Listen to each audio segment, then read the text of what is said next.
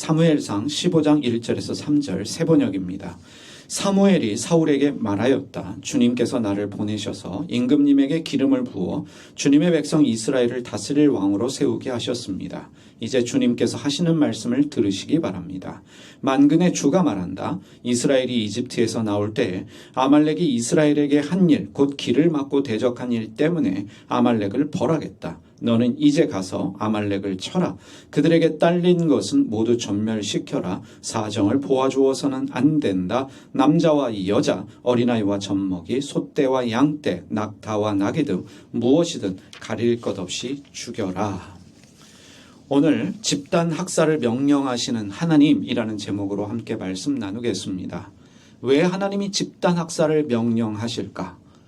하나님께서 사무엘 선지자를 통해서 사울에게 명령하십니다. 아말렉의 모든 사람들 가축을 전멸시켜라 명령하십니다. 아말렉을 전멸하라 명령하시는 이유는 이스라엘이 이집트에서 나올 때 이스라엘의 길을 막고 대적한 일 때문입니다. 우리가 알고 있듯이 사울은 아말렉을 침공해서 사람들은 다 죽였지만 가축 중에서 쓸만한 것들은 살렸습니다. 쓸모없는 것들만 죽였습니다. 그래서 하나님은 불순종한 사울에게 실망하셨습니다. 여기서 우리는 여러 가지 질문을 해야만 합니다. 출애굽은 기원전 16세기에 있었던 사건으로 추정되어집니다. 사울왕의 집권 시기에는 기원전 11세기경입니다. 시간적으로 500년 정도 시간차가 나는데 왜 하나님은 500년이나 지난 일로 아말렉에게 보복하라 명령하시는지 우리가 질문할 수밖에 없습니다. 여러분, 조선 왕조가 500년이었습니다. 500년 전의 일로 아말렉을 진멸하라 명령하시는 하나님, 왜 이렇게까지 하실까 질문할 수밖에 없습니다. 두 번째로 500년 전에 조상이 잘못한 일인데 500년 후의 후손들에게 책임을 물으시는 이유는 또 무엇이겠습니까? 그 일이 잘못된 일이라면 500년 전의 일입니다. 조상들의 잘못입니다. 500년 전의 조상들의 잘못을 후손에게 물으시는 하나님, 왜 죄 없는 후손들에게 조상들의 책임을 물으실까 우리가 질문하게 됩니다. 세 번째로 왜 하나님은 죄 없다라고 생각되는 어린아이들, 젖먹이들까지 그리고 동물들까지도 다 죽이라고 명령하시는가 우리가 또 질문할 수밖에 없습니다. 어른들만이 아니라 어린아이들까지도 여러분이 말씀에서 보는 것과 같이 젖먹이들까지도 다 죽여라 말씀하고 있습니다. 동물들도 죽이라 말씀하고 있습니다. 여기서 또 질문하게 됩니다. 온 세상을 창조하신 인류의 하나님은 이스라엘만 편애하시고 왜 아말렉은 미워하시는가? 라는 질문입니다. 하나님이 우주 만물을 지으시고 모든 사람을 창조하셨다. 이것이 믿음인데 왜 하나님은 이스라엘 편만 드시고 아말렉은 미워하셔서 그들을 진멸하라 하시는가? 우리가 질문하게 됩니다. 충분히 평화협정할 수 있음에도 불구하고 하나님은 사울에게 쳐들어가서 그들을 학살해라. 그것도 대량 학살을, 집단 학살을 명령하고 있습니다. 하나님이 가나안 땅에 들어가고 있는 이스라엘 백성들에게도 가나안 민족을 진멸하라 명령하셨습니다. 신명기 20장 16절에서 18절 말씀 세 번역으로 읽겠습니다. 그러나 주 당신들의 하나님이 당신들에게 유산으로 주신 땅에 있는 성읍을 점령할 때에는 숨쉬는 것은 하나도 살려두면 안 됩니다. 곧 헷사람과 아모리 사람과 가나안 사람과 브리스 사람과 히윗 사람과 여부스 사람은 주 당신들의 하나님 당신들에게 명령하신 대로 전멸시켜야 합니다. 그렇지 않으면 그들이 그들의 신을 섬기는 온갖 역겨운 일을 당신들에게 가르쳐서 당신들이 주 당신들의 하나님께 죄를 짓게 할 것입니다. 살아 숨쉬는 것은 살려두지 말고 다 죽여라. 이것이 하나님의 명령이다. 모세가 백성들에게 말합니다. 이유는 그들이 가진 종교가 이스라엘 백성들에게 영향을 줄 수 있기 때문에 다른 신을 섬기는 그들을 죽여라 라고 말하고 있습니다. 그렇다면 하나님 외에 다른 신이 존재한단 말인가? 당연한 질문이 생겨날 수밖에 없습니다. 다른 종교로부터 영향을 받을 것이 두려워서 그들을 죽이라 말하고 있는데, 그렇다면 다른 신을 섬기는 종교가 하나님을 섬기는 종교보다 더 강력하단 말입니까? 그들의 영향력이 두려웠기 때문에 그들을 죽이는 것이 말이 된다고 여러분 생각하십니까? 우리는 전능하신 하나님을 믿습니다. 전능하신 하나님을 믿는 사람들이 뭐가 두렵겠습니까? 뭐가 무섭겠습니까? 오히려 상대방이 하나님 믿는 사람들을 두려워해야 되는데, 다른 종교의 신을 섬기는 사람들이 두려워서 그들을 다 죽이라, 그만큼 그들의 영향력이 대단하단 말인가? 쉽게 이해되지는 않습니다. 다 죽이라. 다 죽이는 것 외에는 방법이 없단 말인가? 이것이 잘못 적용되어지면 다른 종교를 없애는 것이, 다른 종교의 사람들을 죽여서라도 없애는 것이 하나님의 뜻이다, 우리가 곡해할 수 있습니다. 정말로 하나님 외에 다른 신을 섬기고 있는 종교들을 다 없애는 것이 하나님의 뜻인가, 우리가 질문하게 됩니다. 우리가 잘 알고 있는 사건이 있습니다. 여리고성의 사건입니다. 여리고성의 모든 사람들을 죽였습니다. 집단으로 학살했습니다. 왜? 하나님의 명령이었기 때문입니다. 여호수아 6장 20절에서 21절 역시 세 번역으로 보겠습니다. 제사장들이 나팔을 불었다. 그 나팔 소리를 듣고서 백성이 일제히 큰 소리를 외치니 성벽이 무너져 내렸다. 백성이 일제히 성으로 진격하여 그 성을 점령하였다. 성 안에 있는 사람을 남자나 여자나 어른이나 아이를 가리지 않고 모두 전멸시켜서 희생제물로 바치고 소나 양이나 나귀까지도 모조리 칼로 전멸시켜서 희생제물로 바쳤다. 이스라엘 백성들은 하나님의 명령대로 어린아이를 포함해서 여리고의 모든 사람들과 가축들을 몰살했습니다. 집단으로 학살했습니다. 각종 보물과 기구는 주님의 곳간에 두었습니다. 평화롭게 살던 사람들입니다. 그런데 어느 날 이스라엘 사람들이 쳐 들어온 거예요.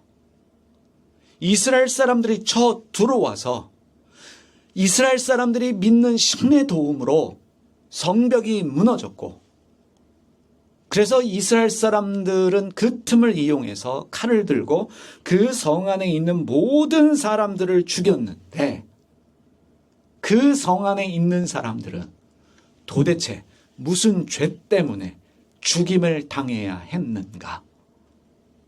왜 어린아이들까지도 죽임을 당해야 했는가? 왜 하나님은 집단 학살을 명령하시고 억울하게 죽었다라고 말할 수 있는 여리고 사람들의 죽음에 대해서 침묵하시는가? 방관하시는가? 질문하게 됩니다. 여러분, 현대의 시각으로 보면 여리고와의 전쟁은 침략 전쟁이었습니다. 이스라엘의 침략 전쟁이었고 학살 전쟁이었습니다. 약탈 전쟁이었습니다. 현대사회에 이런 일이 있다면 이렇게 한 나라의 지도자는 전범으로 체포되어 국제사법재판소에서 처벌을 받아야만 합니다. 용인될 수 없는 일입니다. 현대 윤리로 도대체 이해할 수 없는 일입니다. 이스라엘이 일으킨 침략, 약탈, 학살의 전쟁이었습니다. 악한 일입니다. 악입니다. 그럼에도 불구하고 하나님이 이스라엘에게 악한 일을 명령하신 것이고, 그리고 그들이 행한 악에 대하여는 침묵하셨다는 것입니다. 여러분들은 어떻게 생각하십니까? 가축까지도 죽이라 라고 하셨지만 보물과 기구는 주님의 곳간에 두라고 하셨습니다. 그렇다면 하나님에게 생명보다 더 중요한 것은 돈이란 말인가? 의문을 가질 수밖에 없습니다. 어린아이까지 죽어가는 그 상황에 대하여 명령하실 뿐만 아니라 침묵하시고 내 곳간에 보물과 기구를 두어라 말씀하고 있는 그 하나님을 우리가 쉽게 이해할 수는 없습니다. 그리고 아주 중요한 표현이 성경에 기록되어 있습니다. 남자나 여자나 어른이나 아이를 가리지 않고 모두 전멸시켜서 희생 제물로 바치고 소나 양이나 나귀까지도 모조리 칼로 전멸시켜서 희생 제물로 바치고 이스라엘 사람들은 사람을 죽이고 가축을 죽여서 그것을 하나님께 희생 제물로 바쳤다. 다시 말하면 하나님이 그것을 희생 제물로 받으셨다는 것입니다. 왜 하나님은 집단 학살을 희생 제물로 받으시는가? 이러한 질문들에 대해서 미국의 R.A. 토레이 목사님이 1907년도 성경의 난제 해석이라는 책에서 이렇게 설명합니다.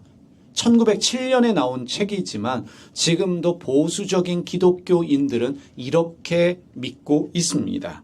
가나안과 여리고의 장정들 뿐만 아니라 힘없는 노인과 아녀자 갓난아기까지 죽이라고 한 하나님의 명령이 얼핏 보면 이해가 가지 않겠지만 그만큼 그들 민족의 죄악이 심각했다고 봐야 한다. 이 죄악은 너무도 심각한 것이어서 당시 사람들의 도덕과 윤리에 심각한 폐해를 주는 암과 같은 것이었다. 그래서 이 암세포를 제거해내야 했다. 암세포를 절제하는 수술은 매우 무서운 수술이지만 나머지 건강한 몸을 위해 어쩔 수 없는 일이다. 하나님은 인류를 위해 도덕적인 암을 제거하는 수술을 하셨던 것이다. 그런데 이러한 해석은 오히려 더 많은 질문이 생겨나게 합니다. 하나님께서 악을 제거하시는 방법으로 사용하시는 것이 집단 학살입니다. 죄를 없애는 것이 집단 학살밖에 없는가? 사형이라는 제도가 있습니다. 범죄자에게 사형을 집행하는 것을 찬성하는 나라들이 있고 반대하는 나라들이 있습니다. 사형을 제일 많이 하는 나라 중에 하나가 중국입니다. 그럼에도 불구하고 범죄는 줄어들지 않습니다. 사형만이 길인가? 라는 질문을 가지고 국제사회는 끊임없이 고민하면서 답을 찾아가고 있습니다. 대한민국도 사형 언도보다는 이제 무기징역 그리고 어떻게 했어든지 사람을 교화하려고 노력하면서 사형 집행하지 않은 지 꽤 오래되고 있습니다.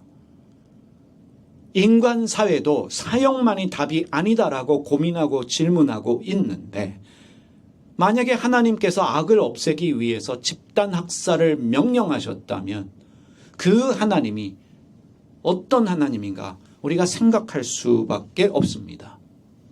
가나안 사람들만 악을 행한 것이 아닙니다. 이스라엘 사람들도 악을 행합니다. 그 당시에 가나안 사람들만 있었겠습니까? 유럽과 아프리카에도 아시아에도 수많은 사람들이 살고 있었고 악을 행하고 있었는데 왜 하필 가나안인가 아말렉인가 여리고 사람들인가 질문할 수밖에 없습니다. 악을 제거하는 것까지 좋은데 왜 어린아이들 젖먹이까지 죽이라고 세부적으로 명령을 내리면서 집단 학살을 명령하시는가? 사실은 설명이 불가능합니다. 어떤 신학자는 이렇게 말합니다. 원죄 때문이다. 태어난 갓난아이도 원죄가 있기 때문에 죄인이라 말할 수 있고 그래서 죽어 마땅하다. 어린아이들도 원죄 때문에 죄에 물든 상태이기 때문에 죽임당하는 것이 마땅하다라고 설명하고 있지만 상식적인 선에서 도무지 이해가 되지 않습니다. 그런데 이러한 집단 학살에 하나님이 변하십니다. 하나님은 왜 변하셨을까? 여러분, 지금까지 저에게서 들은 집단 학살을 명령하시는 하나님, 어린아이까지도 죽이라 명령하시는 그 하나님이 요나서에서는 전혀 다른 하나님으로 등장합니다. 요나는 니느웨로 가라는 주님의 명령을 거부하고 스페인으로 가는 배를 타고 도망가다가 물고기 뱃속에 갇히게 됩니다. 결국 주님의 뜻대로 니느웨로 가서 40일만 지나면 니느웨가 무너진다라는 주님의 말씀을 전했습니다. 그런데 니느웨 왕과 백성들은 요나가 전한 주님의 말씀을 듣고 금식을 선포하면서 회개했습니다. 그럴 때 하나님은 그들을 용서하셨습니다. 요나서 3장 10절 세 번역입니다. 하나님께서 그들이 뉘우치는 것, 곧 그들이 저마다 자기가 가던 나쁜 길에서 돌이키는 것을 보시고 뜻을 돌이켜 그들에게 내리시겠다고 말씀하신 재앙을 내리지 않으셨다. 요나는 처음에 이방인, 이교도, 죄인들을 심판하지 않으시는, 그들을 용서하시는 하나님을 이해할 수 없었습니다. 당연히 하나님은 집단 학살을 명령하시든지 여리고 성이 무너지게 하셔서 그들을 심판하신 것과 같이 니느웨를 심판하셔야 합니다. 요나가 원하던 하나님, 믿고 있던 하나님은 용서의 하나님이 아니라 사랑의 하나님이 아니라 심판의 하나님입니다. 다른 민족에게 절대로 자비를 베풀지 않으시고 그들을 잔인하게 학살하고 없애시는 하나님이었습니다. 요나가 이 일에 대해서 분노했지요. 그럴 때 하나님이 요나에게 뭐라고 말씀하셨습니까?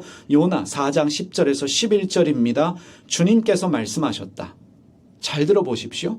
내가 수고도 하지 않았고 내가 키운 것도 아니며 그저 하룻밤 사이에 자라났다가 하룻밤 사이에 죽어버린 이 식물을 내가 그처럼 아까워하는데 하물며 좌우를 가릴 줄 모르는 사람들이 12만 명도 더 되고 짐승들도 수없이 많은 이 큰 성읍 니느웨를 어찌 내가 아끼지 않겠느냐.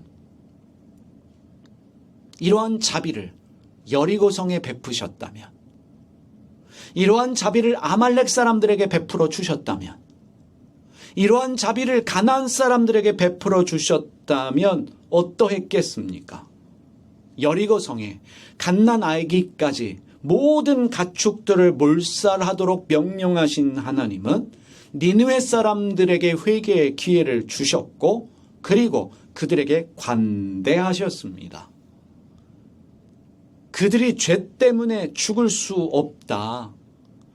좌우를 가릴 수 없는 사람이 12만 명도 되고 동물들도 많은 이 큰 성읍 니느웨를 내가 어찌 아끼지 않겠느냐. 이랬다 저랬다 하는 변덕의 신으로 느껴지지 않습니까? 구약 성경의 후반부로 가면 갈수록 선지자들이 말하는 하나님은 성경 초반에 나오는 집단 학살을 명령하시는 잔인한 하나님에서 달라지기 시작합니다. 하나님이 달라졌어요. 변했습니다. 에스겔 45장 9절입니다. 나 주 하나님이 말한다. 너희 이스라엘의 통치자들아 이제 그만하여라. 폭행과 탄압을 그치고 공평과 공의를 실행하여라. 내 백성 착취하는 일을 멈추어라. 나 주 하나님의 말이다. 미가 6장 8절입니다. 너 사람아 무엇이 착한 일인지를 주님께서 이미 말씀하셨다. 주님께서 너에게 요구하시는 것이 무엇인지도 이미 말씀하셨다. 오로지 공의를 신천하며 인자를 사랑하며 겸손히 내 하나님과 함께 행하는 것이 아니냐. 구약 초반부에 집단 학살을 명령하시던 하나님이 구약 후반부로 가면 갈수록 시간이 지나면 지날수록 달라졌습니다. 그러면 여기서 또 질문할 수밖에 없습니다. 하나님이 변하신 것인가? 아니면 하나님에 대한 이해와 믿음이 달라진 것인가? 우리는 하나님이 영원 불변하다라고 믿습니다. 그 영원 불변한 하나님이 변하신 것인가? 아니면 그 영원 불변하신 하나님에 대한 이해와 생각이 달라진 것인가? 하나님이 달라진 것이 아니라 사람의 생각과 믿음이 달라졌구나 우리가 생각할 수 있습니다.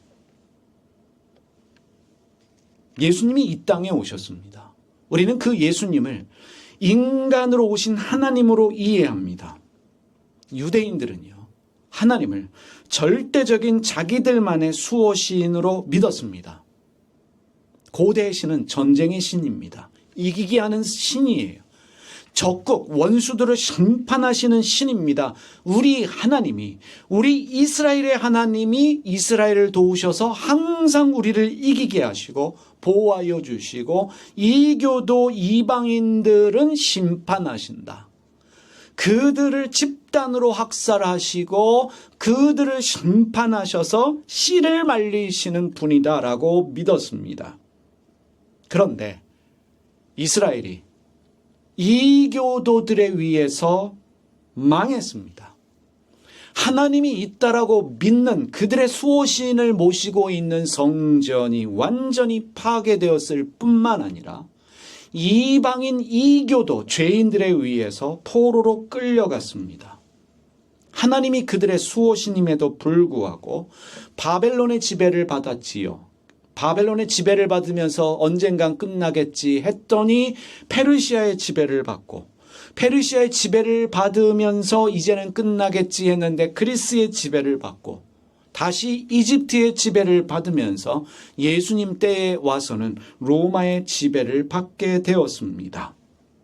그러면서도 유대인들은 이렇게 믿었습니다. 언젠가 하나님께서 메시아 그리스도를 우리에게 보내셔서 우리를 이방인들로부터, 이교도들로부터, 죄인들로부터 해방하여 구원하여 주실 것이다 라고 믿었습니다. 우리의 하나님이, 이스라엘의 하나님이 우리를 도우셔서 저 원수들을 진멸하시고 심판하시고 우리를 구원하실 것이다 라고 믿었습니다. 예수님이 고향 나사렛에서 첫 설교를 하시면서 회당에서 성경을 집어들었습니다. 그리고 읽으셨습니다. 그 구절이 이사야 61장 1절에서 2절입니다. 이사야의 소명이었고 예수님의 소명이며 우리에게 주신 소명이기도 합니다. 누가복음 4장 17절에서 19절입니다. 예언자 이사야의 두루마리를 건네받아서 그것을 펴시어 이런 말씀이 있는 데를 찾으셨다. 주님의 영이 내게 내리셨다. 주님께서 내게 기름을 부으셔서 가난한 사람들에게 기쁜 소식을 전하게 하셨다. 주님께서 나를 보내셔서 포로된 사람들에게 해방을 선포하고 눈먼 사람들에게 눈뜸을 선포하고 억눌린 사람들을 풀어주고 주님의 은혜의 해를 선포하게 하셨다. 그런데 여러분, 성경을 자세하게 읽다 보면 이 설교 후에 나사렛 사람들이 어떻게 했습니까? 예수님을 죽이려고 벼랑 끝까지 끌고 가서 밀치려고 했어요. 예수님의 설교에 분노해서 예수님을 죽이려고 했습니다. 왜? 왜 예수님을 죽이려고 했을까? 예수님이 이사야 61장 1절과 2절을 인용하시면서 61장 2절의 한 부분을 생략하셨습니다. 61장 2절 말씀, 이사야 61장 2절을 보십시오. 주님의 은혜의 해와 우리 하나님의 보복의 날을 선언하고 모든 슬퍼하는 사람들을 위로하게 하셨다. 예수님은 주님의 은혜의 해를 선포하게 하셨다라는 부분은 인용하셨지만 하나님의 보복의 날을 선언하는 일은 빼버리셨습니다. 유대인들이 분노했던 이유가 있습니다. 그들은 하나님이 보복하고 복수해 줄 날만을 기다리고 있었습니다. 보복하시는 하나님, 복수하시는 하나님을 믿으면서 견디고 있는데 예수님이 하나님의 보복의 날을 생략하시며 이방인까지도 사랑하시는 사렙다 과부를 먹이시고 이방인인 나만 장군의 나병을 고쳐주시는 일을 설교하자마자 사람들이 분노했습니다. 이방인도 원수도 이교도도 사랑하시는 그 하나님이 성경에 기록되어 있음에도 불구하고 그 성경에 기록된 말씀을 하시는 예수님을 용납할 수 없었던 것입니다. 이해가 되십니까? 예수님께서 이 땅에 오신 이유가 있다면 하나님을 보여주시기 위해서입니다. 너희는 나에 대해서 잘못 알고 있다, 잘못 믿고 있다. 내가 어떤 신인지를, 어떤 하나님인지를 너희에게 보여주기 위해서 이 세상에 왔다. 주님께서 그래서 이 세상에 오신 것입니다. 말씀으로, 삶으로 하나님을 보여주시기 위해서 오셨습니다. 여러 번 반복하고 있지만 기독교는 단순히 하나님을 믿는 종교가 아닙니다. 유대교도 하나님을 믿습니다. 이슬람도 하나님을 알라라 부르며 하나님을 믿고 있습니다.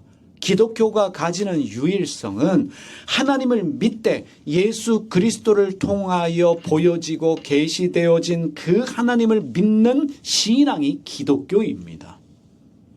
예수님 없이는 하나님을 이해할 수 없는 신앙이 바로 기독교입니다. 시편 109편 저주의 시로 유명합니다. 그래서 어떤 교회는 누군가 미운 사람이 있으면, 누군가 싫은 사람이 있으면 이 기도 가지고 하라라고 이야기를 합니다. 마음을 토해내야 되기 때문에, 마음의 억울함을 토해내기 때문에 이런 기도가 유용하다라고 말하면서 토설 기도를 가르칩니다. 다윗이 이렇게 원수들을 저주하며 기도합니다. 시편 109편 9절에서 13절입니다. 누군가가 여러분들을 위해 이렇게 기도한다고 상상하시면서 들어보시길 바랍니다.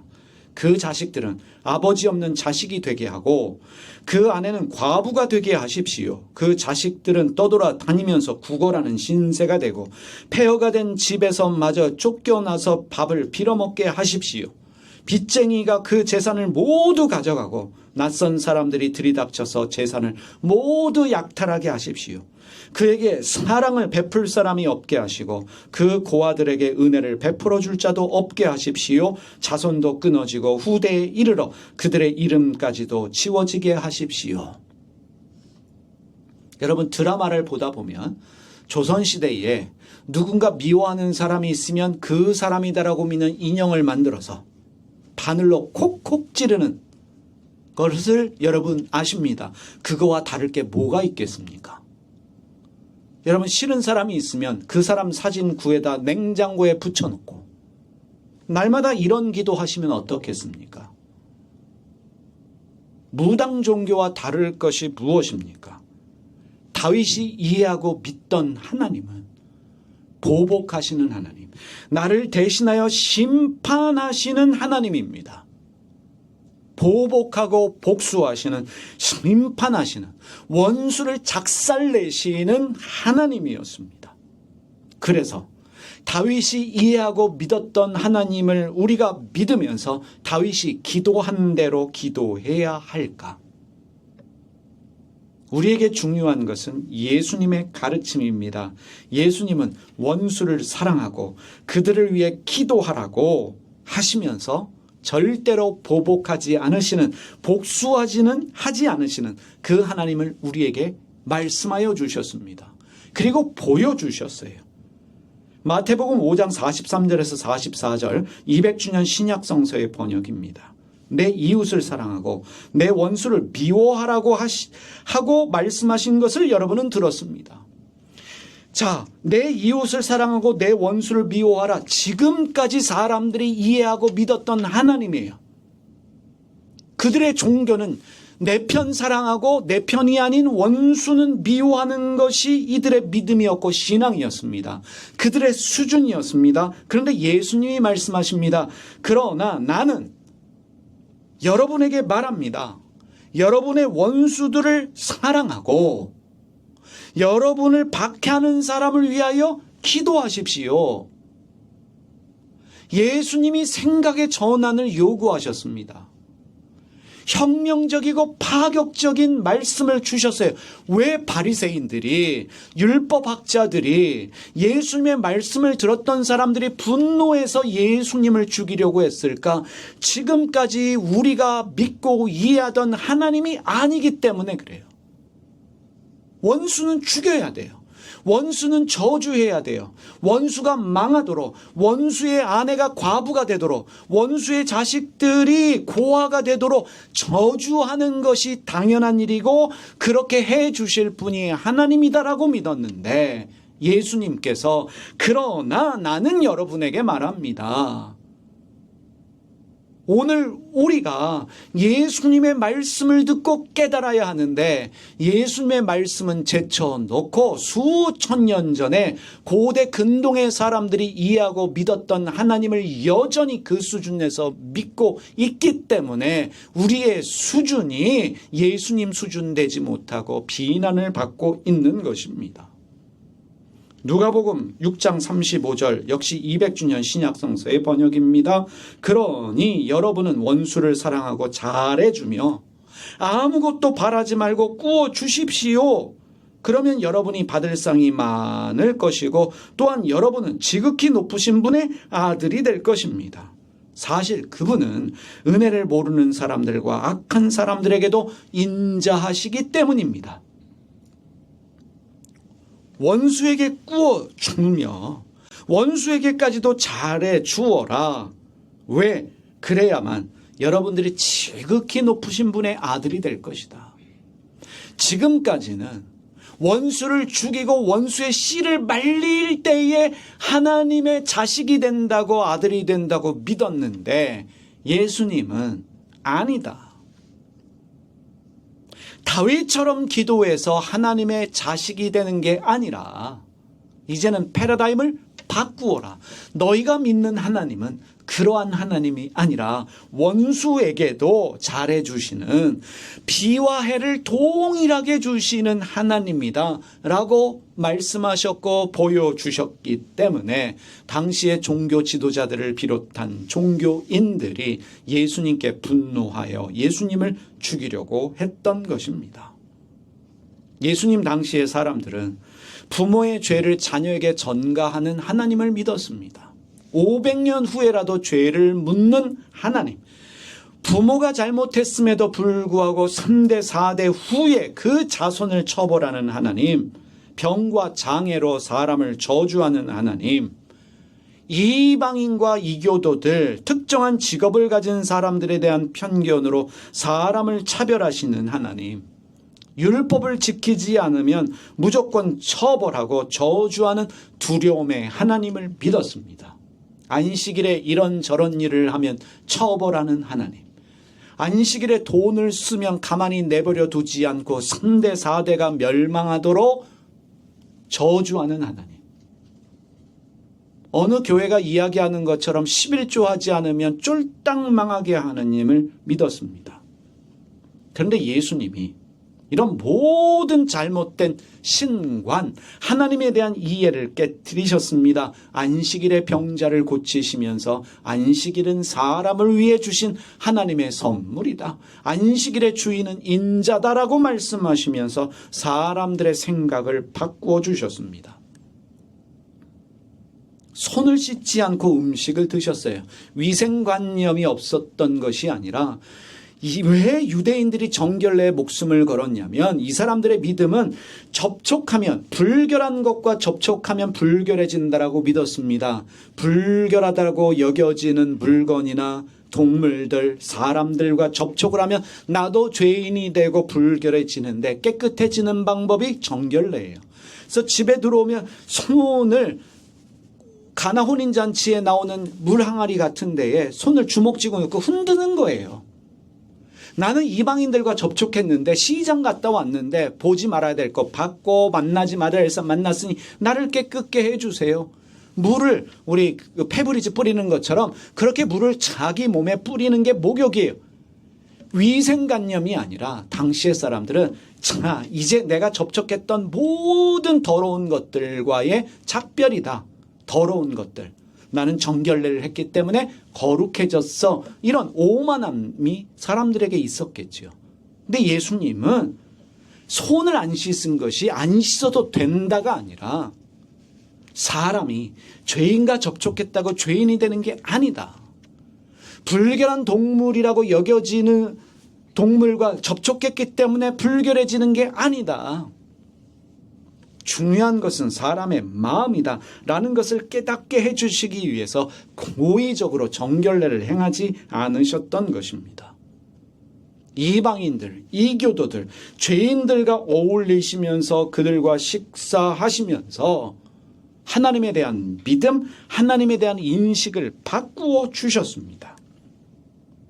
예수님의 삶, 예수님의 말씀을 통해서 우리가 깨닫게 되는 하나님은 이방인, 이교도, 죄인도 사랑하시는 어느 누구에 대한 편견도 차별도 없으신 용서하기를 즐겨하시는 좋은 아버지를 발견하게 됩니다. 예수님의 시각으로 예수님의 삶을 통해서 예수님의 말씀을 통해서 하나님이 이러하신 분이구나 라는 것을 우리가 깨달아야 하는데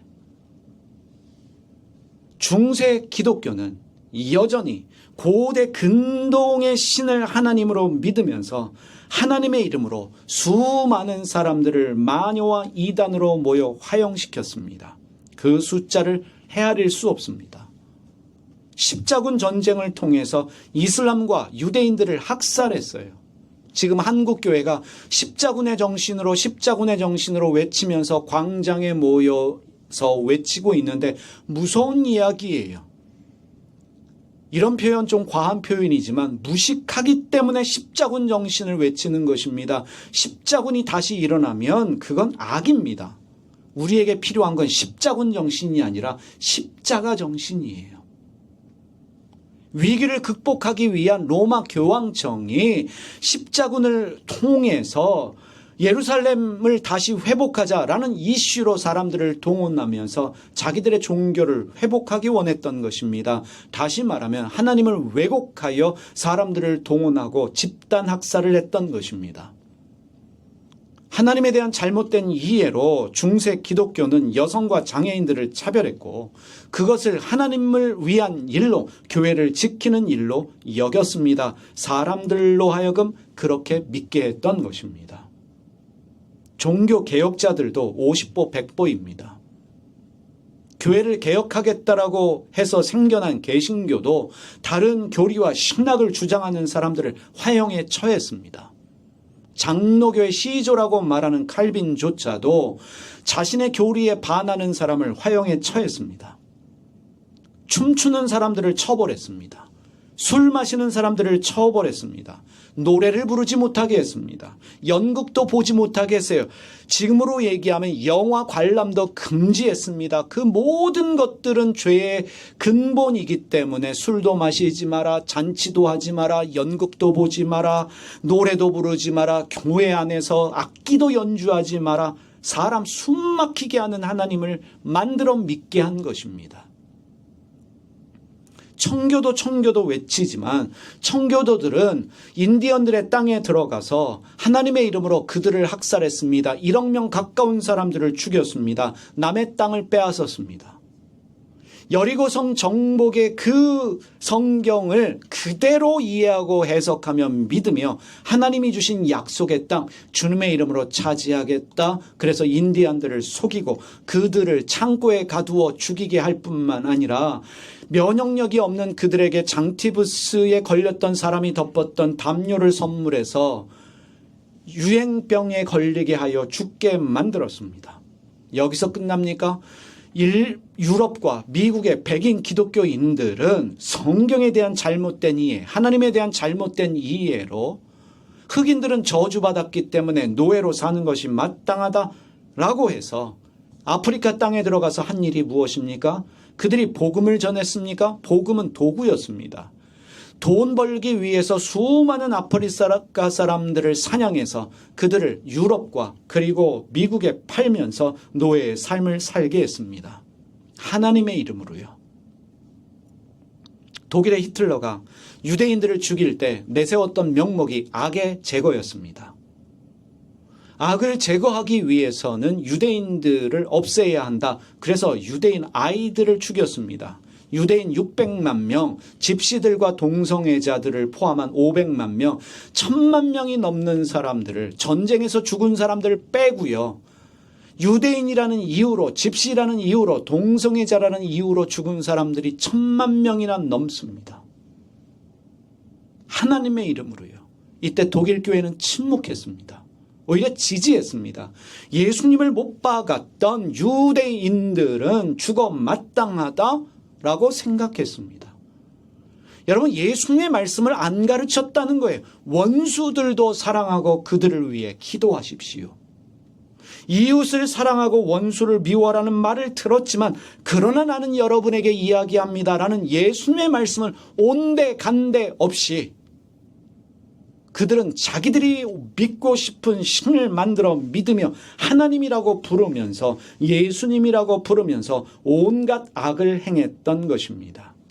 그들이 믿었던 하나님은 여전히 집단 학살과 집단 약탈을 명령하던 고대 시대의 신이었습니다.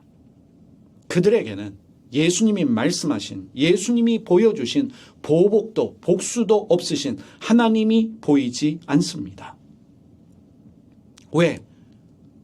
종교개혁을 하면서 수많은 사람들이 성경을 연구하면서 기독교가 발전하고 발전했음에도 불구하고 왜 우리에게 여전히 예수님이 말씀하시고 보여주신 그 하나님이 보이지 않는가? 여러분, 나라를 구하자며 강장에 태극기와 성조기를 들고 십자가를 들며 시위하고 기도해야 하는 그분들 안에 예수님이 보이신다고 여러분 믿으십니까? 예수님이 지금 이 땅에 오신다면 그들을 향해 이렇게 말씀하실 것 같습니다. 입 좀 닥쳐라. 시끄러서 못 살겠다. 골방에 들어가 조용히 기도하라는 예수님의 말씀은 온데간데 없습니다. 목사의 말이 예수님 말씀이고 목사의 말씀이 하나님 말씀 된 지 오래입니다.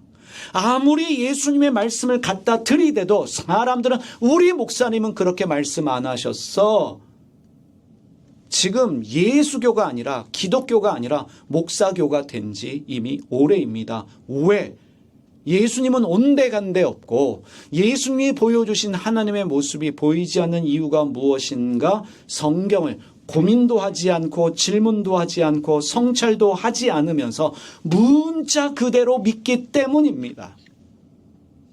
마치 학원에 가면 질문하는 학생을 향해 선생님 뭐라고 합니까? 학교에 선생님 뭐라고 해요? 쓸데없는 질문하지 말고 그 시간에 하나라도 더 외워.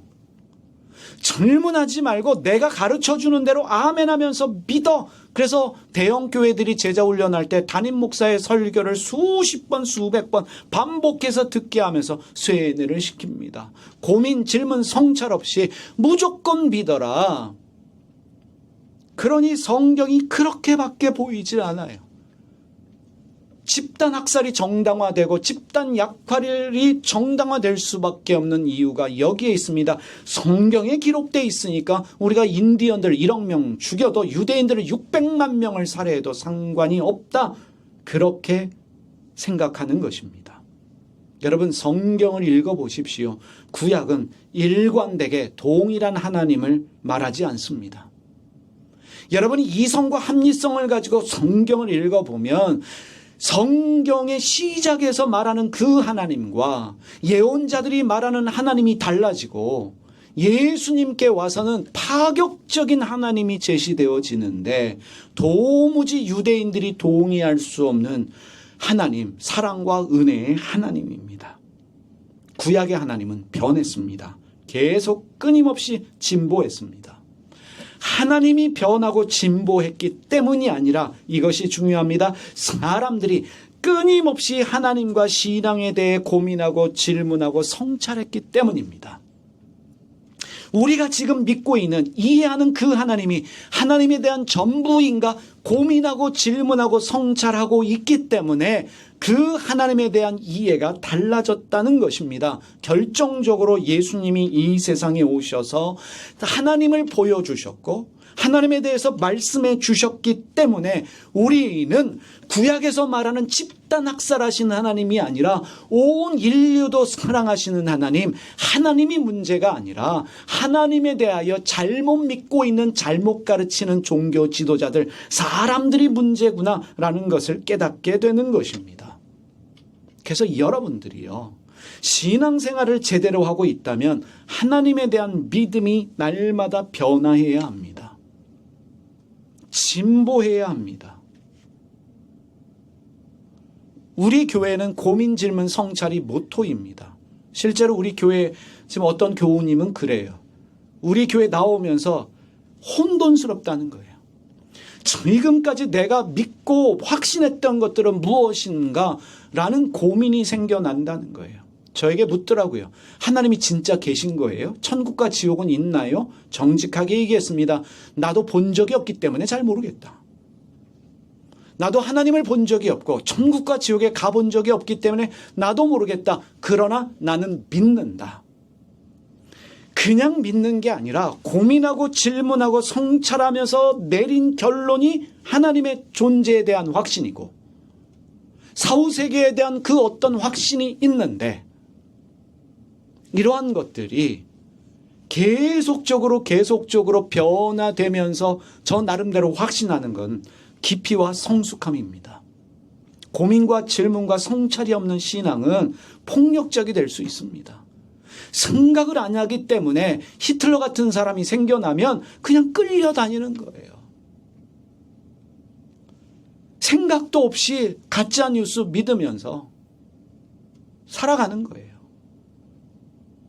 지금 우리나라는요, 저도 이제 SNS를 요즘 열심히 하다 보니까 스레드에 누가 그래요? 저보러 화교냐고 그러더라고요. 이게 무슨 얘기인가 그랬어요. 무슨 말만 하면 마음에 안 들면 너 중국 놈이지, 화교지 라고 이야기하면서 지금 중국 공산당이 대한민국을 좌지우지하는 것처럼 말하는데, 이러한 가짜뉴스들의 생산지가 어디입니까? 교회예요.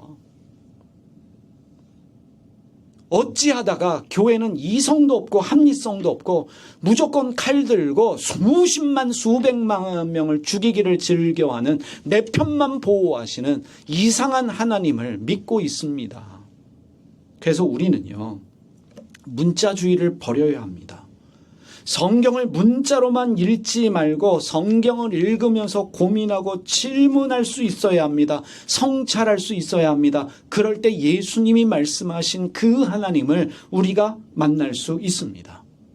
그리고 가장 중요한 부분이에요. 예수님의 말씀과 삶의 눈으로 성경을 보시기 바랍니다. 예수님을 이해하고 나서 여러분들이 구약을 읽고 나머지 서신들을 읽어야 합니다. 예언서를 읽어야 돼요. 예수님을 이해하지 않고 구약에만 매달리면, 바울의 서신에만 매달리면 예수님 없는 종교가 되어져 버립니다. 가난한 자들을 위해서 오셨던, 함께 울어주시고 함께 끌어안으면서 아픔을 나누셨던 그 겸손하고 은혜로우신 예수님이 없는 종교 생활을 하게 될 것입니다. 그래서 복음서를 여러분 삶의 중심으로 삼으셔야 돼요. 어제 어느 남자 청년 하나가 문자로 질문하더라고요. 성경을 읽고 싶은데 어디부터 읽을까요? 그래서 복음서를 읽어라. 근데 의외로 복음서를 안 읽는 사람들이 많고요. 나 성경 일독해야지 실패하는 이유가 뭐냐면 창세기부터 읽기 때문에 그래요. 창세기를 읽어서 내가 일독하겠다. 출애굽기쯤 가면, 출애굽기도 한 30장까지는 괜찮아요. 성막 나오면서부터는 이제는 혼돈 가운데 빠집니다. 이건 뭐냐면 영어 공부는요, 초등학교 아이들이 배우는 수준으로 배울 때 영어를 잘할 수 있어요. 중학교 1학년 책에서 열심히 외우면 되는데, 이상하게 영어 공부하겠다 그러면 고급반 가가지고 토플을 하겠다고 하니 한 달 3개월 끊어서 일주일 만에 포기하는 거예요. 성경도 마찬가지예요. 우리는 예수 그리스도를 믿는 사람들입니다. 그러면 당연히 복음서, 마태, 마가, 누가, 요한복음을 읽고 거기에서 깨달음을 가지고 우리가 성경을 이해해야 되는데, 복음서 없이 성경을 이해하려고 하니 이상한 종교로 빠질 수밖에 없는 것입니다. 그래서 우리 교인들은 마태, 마가, 누가, 요한복음을 열심히 읽으십시오. 예수님의 말씀과 삶의 눈으로 성경을 볼 때 하나님을 우리가 제대로 만날 수 있습니다. 마지막 세 번째로, 내가 지금까지 배우고 알았던 것이 나의 전부다라고 말하는 고집과 오만을 버리셔야 합니다. 우리 교인들은 어디 가서 우리 목사님이 이렇게 얘기했어라는 말은 하지 마십시오. 예수님이 어떤 말씀을 하셨느냐가 중요한 거예요. 아무리 다윗 왕이 말했던 거지만 예수님은 다윗 왕의 기도를 뒤집으신 거예요. 원수들이 잘 되도록 기도해라. 원수를 저주하지 말고 미워하지 말고 보복하지 말고, 원수에게도 동일한 해와 비를 내려주시는 그 하나님이시니 원수가 잘 되도록 기도해줘라. 그럴 땐 가장 높으신 분의 아들이 된다. 이해가 되시지요? 지금까지 내가 알고 있던 것이 무너져야 하나님을 새롭게 만날 수 있습니다. 예수님이 오셔서 사람들이 새로운 하나님 때문에 감격했던 것처럼 지금까지 내가 가졌던 두려움의 하나님이 아니라 그분은 용서하기를 즐겨하시고 몸 파는 여자마저도 사랑하시고 간음한 여자도 용서해 주시는 그 하나님이구나 감격했던 것처럼 예수님이 말씀하신 그 하나님 때문에 우리 신앙생활에 자유와 기쁨, 행복이 넘쳐야 합니다.